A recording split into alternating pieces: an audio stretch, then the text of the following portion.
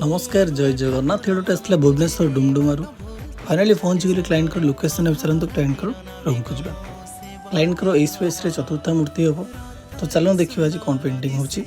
client पाखापाखि 4 ରୁ 5 मास है contact करते बड़ सिंगर वेश कर फर्स्ट टाइम कंटाक्ट करते बड़ सिंगर पेंटिंग आ पूर्व कहीं भी कंटाक्ट करते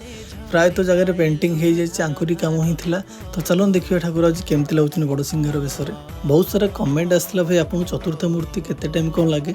तो ये पेंटिंग रे मते 3 दिन गोटे राति कन्स्टांटली लगी महाप्रभुंर पेंटिंग सी जिते जोटी चाहिए से टाइम रे पारे तो आम हाथ में किसी न था